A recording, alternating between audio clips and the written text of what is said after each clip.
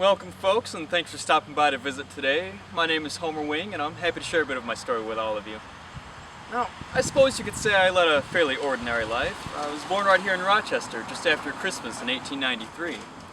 Now, my family wasn't what you'd call well-to-do. My father was a farm laborer, and he worked for a daily wage. When I was old enough, I did the same. I got myself what I thought to be a pretty good job. Well, it was steady work anyway. I was a farmhand over on the Marston Birch farm and over on Rochester Road, just a few miles south of town. Now, you folks might not recognize the name, but Judge Birch was a really important man in my day. See, he was a federal judge and he lived most of his time in Washington, D.C., but he was married to one of the Hamlin daughters, and they inherited the big Hamlin place. They only stayed there in the summertime, though, so they had a superintendent to run the farm, and I was one of the farmhands who worked for him. Yeah, the Hamlin place is still out there on the corner of Rochester and Hamlin Road, as far as I know. And all that property out there with the houses and the shopping centers on it, it's the land I used to work on. Times have changed a lot, I guess.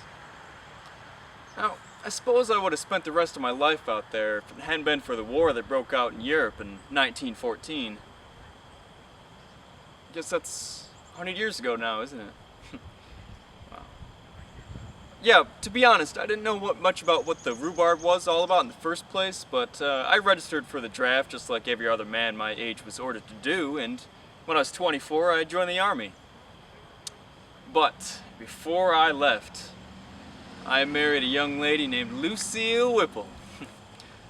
Lucille and I didn't have much time together before my unit was shipped overseas in 1918. Yeah, I was a part of the 310th Engineers. We were an infantry regiment that was ordered to go to Archangel, Russia, and we were sent over there to help out the forces loyal to the Tsar fight against the Bolsheviks who had just taken power there in Russia. But what we were really up against there in Russia were the conditions in Archangel. Now, I hear you folks had a pretty rough winter around here last year. Well, let me tell you something. It was nothing compared to what we had to face. The cold was harsh and bitter, nothing like today. Sometimes we found ourselves fighting in temperatures 60 degrees below zero. Yeah, you heard me. 60 degrees below. Well, ladies and gentlemen, we decided to call ourselves the Polar Bears, as I'm sure you can see why. It's hard to fight when you can't feel your fingers or your toes. We figured if the Bolsheviks didn't kill us, then the frostbite surely would. Now, besides being cold, we were also forgotten. You see, when the armistice ended the war in November of 1918, our American troops started getting orders to sail home. But not my unit.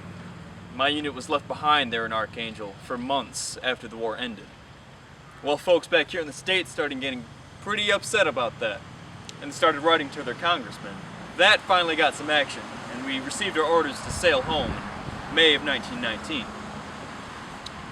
My unit was traveling along the Volga Railroad. We had a collision of two of the engines there, and unfortunately I was caught right in the middle of it. So I didn't make it home alive. I did make it home on the train though. My body was shipped home to Rochester, and it seemed as if the entire village came out to meet the train. They shut down all the local businesses on Main Street, and they let all the children out of school, and they had this big parade.